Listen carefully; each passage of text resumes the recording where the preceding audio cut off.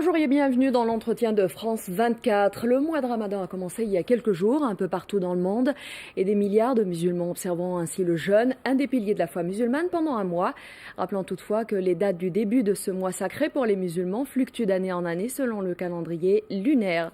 Notre invité aujourd'hui est le président de la Conférence mondiale des religions pour la paix, le présentateur de l'émission dominicale Islam sur France 2, mais il est aussi physicien, ce qui nous permettra d'étendre le champ de notre entretien. Ghalib Benchir, bonjour. Bonjour et merci pour votre invitation. Merci à vous. Je voudrais que vous nous expliquiez un petit peu le phénomène des divergences justement sur la date du début du Ramadan dans les différents pays musulmans. Surtout qu'aujourd'hui, les calculs astronomiques pourraient nous aider à régler ce problème. Alors, comme vous l'avez si bien dit dans votre introduction, l'observance du jeûne du mois de Ramadan est liée à l'observation du croissant lunaire. Donc, c'est basé sur l'année lunaire qui accuse un déficit de 10 jours par rapport à l'année solaire et donc ça avance chaque année. Ces divergences sont dues, à mon sens, à deux points fondamentaux. Le premier, c'est l'éternel débat entre les traditionalistes, parfois dans certains cas obscurantistes, et les modernistes scientifiques. Nous avons les moyens de prévoir la jonction du croissant lunaire pour l'an 3000 s'il le faut. Or, l'observance d'un rite religieux ne doit en aucun cas et d'aucune manière contredire les avancées scientifiques. Il se trouve que malheureusement ceci n'est pas tout à fait compris. Le second point, qui me paraît tout aussi blâmable, ce sont les divergences d'ordre politique cette fois-ci. Et quand l'application d'un point rituel devient aussi otage des divergences politiciennes, bien on voit ceux qui instrumentalisent, manipulent, domestiquent, idéologisent le fait religieux pour d'autres fins que spirituelles. Dans quel sens est-ce que vous pouvez nous expliquer justement pourquoi l'utilisation de ce mois de Ramadan dans certaines divergences politiques? Sincèrement, je ne comprends pas pourquoi on se bagarrerait à essayer d'être différent que le voisin ou à avoir un leadership. S'il devait y avoir, et il y en aura, un décalage entre le musulman de Jakarta et le musulman du Suriname, ceci est compréhensible physiquement. Ils ne sont pas les deux sur la même longitude. En revanche, quand il y a une divergence entre le Libyen de la partie occidentale de son pays et le Tunisien de la partie orientale de son territoire, là effectivement il y a un problème et jusqu'à présent il n'y a pas une instance unificatrice pour pouvoir dire... L'absence d'un clergé? Oui, mais ça c'est bien fait. Débat, ça c'est bien fait et c'est méfait. En l'espèce, c'est peut-être un méfait. Qu'en est-il des musulmans en France, ou les musulmans de France? Est-ce qu'ils jeûnent tous le même jour, ou est-ce qu'il y en a, par exemple, qui préfèrent se référer à leur pays d'origine? À mon sens, les musulmans en France, de France, les musulmans français n'ont pas à se référer à leur pays d'origine. Mais est-ce que ça arrive? Si ça devait arriver, de mon point de vue, c'est un tort. Et c'est arrivé de par le passé, puisqu'on a eu, je parlais tout à l'heure de décalage, maintenant un déphasage dans le temps qui avoisinait les 48 heures. Ceci est anormal, physiquement parlant encore une fois. Ceci a eu lieu il y a quelques années. Maintenant, depuis 2 ou 3 ans, les choses ont l'air d'aller bon train, en tout cas au moins au niveau du début du jeûne et à la fin du jeûne. Ce sont les instances religieuses, tant Mosquée de Paris que Conseil français du culte musulman, qui déterminent le début du jeûne. Tant mieux, les musulmans de France doivent suivre cela. Et ils n'ont pas à être plus royalistes que le roi. Il y a une instance qui dit quand est-ce qu'il faut commencer. Ceux qui veulent observer ce jeûne doivent les suivre. Restons avec les musulmans en France. Le journal La Croix a sorti il y a quelques jours un article où il parlait d'une hausse assez importante des pratiquants du jeûne du mois de Ramadan et surtout chez les jeunes. Qu'est-ce que vous en pensez et à quoi est-ce que ça serait dû si c'est le cas? À mon avis, à mon sens, et surtout les instituts de sondage, à l'occasion d'une pratique aussi connue, ostentatoire, on aurait dit, il y a un afflux de musulmans, et notamment de jeunes, pour ça. là aussi, il y aurait deux dimensions, deux approches. La première, c'est ce qu'on appelle la revendication identitaire. On se reconnaît membre d'une communauté, si tant est que le mot soit approprié au sein de la République, puisque je ne reconnais que la communauté nationale, mais en tout cas une communauté religieuse.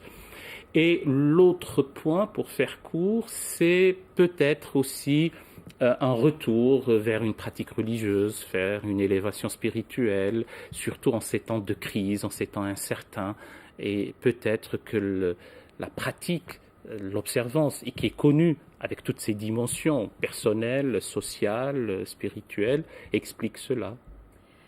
Le mois de Ramadan, c'est un mois de jeûne et de piété pour les musulmans, mais est-ce qu'on pourrait dire qu'il est devenu aussi une occasion à ne pas rater pour les entreprises et peut-être une période assez importante dans l'économie d'un pays, surtout dans les pays non musulmans? On a vu dernièrement Nokia, iPhone qui ont sorti des applications spécialement pour les jeûneurs. On voit ça dans la grande distribution aussi. Oui, vous avez bien dit aussi que c'est un mois de jeûne, de piété, c'est ça l'essentiel, il ne faut pas le perdre de vue. Ça devient un phénomène de société oui, aussi, et on voit le changement effectivement. Et il est temps de rappeler qu'il y a d'abord une dimension personnelle, de maîtrise de soi, on jugule ses passions, on régule ses désirs, et quand on se prive de manger devant ce qui est licite, quand on a faim et soif, on peut boire, et on doit boire et manger, mais on se retient pour pouvoir se retenir devant l'illégitime et l'illicite. Il y a cette dimension sociale, effectivement, mais il ne faut pas qu'elle donne lieu uniquement à la surconsommation. Mais dès lors que ça a été compris ainsi, eh bien, aux entreprises, et notamment des produits de consommation, d'accompagner cette demande. Moi, j'ai vu qu'on est encore un peu timoré sur les appellations des produits. Je ne vois pas pourquoi on leur donne des noms exotiques, des produits orientaux. On est en Occident et puis leurs produits doivent rester tels quels. Sur un autre plan, aux musulmans de France aussi, et d'ailleurs, de comprendre qu'ils sont devenus une force consommatrice, ils doivent l'être. Ainsi, ils contribueront à rendre l'économie de leur pays prospère et aussi aux entreprises d'accompagner cet essor et ainsi peut-être sortirions-nous de cette crise économique. Dernier point. Nous ne devons pas ramener toute une pratique religieuse qui se veut celle de l'élévation spirituelle à une affaire de consommation.